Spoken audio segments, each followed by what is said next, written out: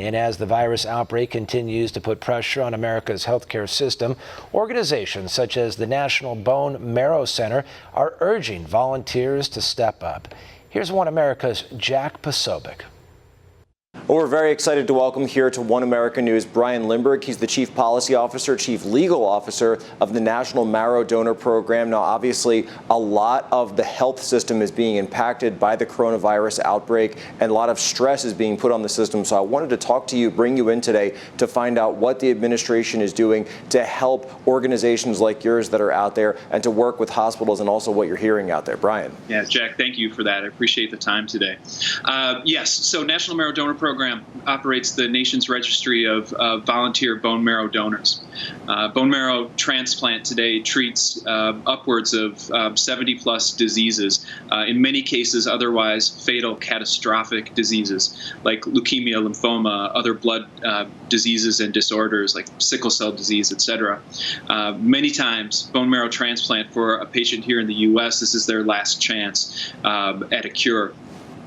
Now, obviously, we're also hearing, of course, about the stress that's being put on the healthcare system. These cases, as you put it, the treatments, it's obviously it's a life-threatening situation, 48-hour shelf life on this stuff. So have the treatments themselves been impacted by the influx of coronavirus patients into ICUs and hospitals?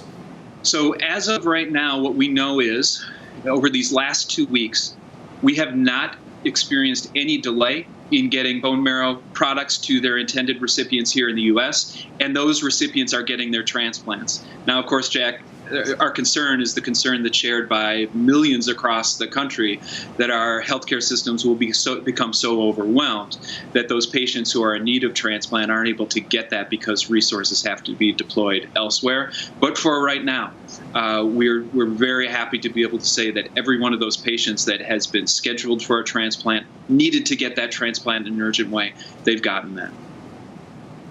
Now, have you been in contact with the White House or other facets of the administration or agencies regarding potential emergency steps that would have to take place? We were hearing talk about field hospitals and stuff like that.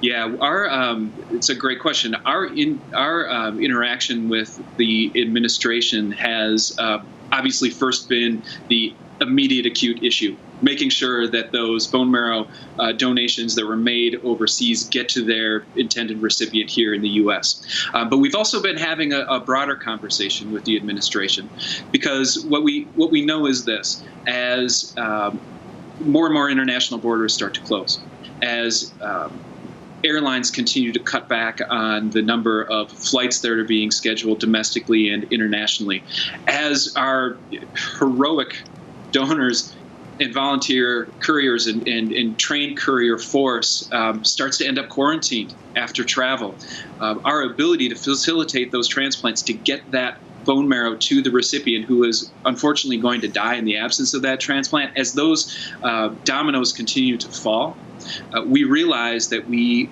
as a program, might need additional assistance. In particular, we're working right now with U.S. Transcom, the Department of Defense, in hopes of being able to take advantage of military transport, particularly for those that are in urgent need of their transplant right away. Where can people go to find out more information and, if interested, help in the program that you're doing? I really appreciate you asking that, Jack. What I would encourage everyone to do, if you're so inclined, go to bethematch.org. We're not stopping during this crisis. There are thousands of Americans that need help.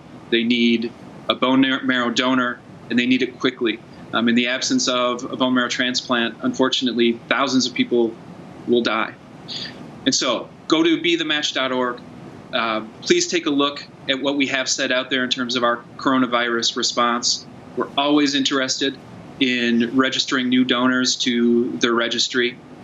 We ask that our donors who have already signed up, those millions and millions of Americans that have registered already, that they take that call, consider stepping up and making that donation. It is always a heroic act as people altruistically and voluntarily act to save a life. In particular now, that heroism, from my perspective, is exponentially increased.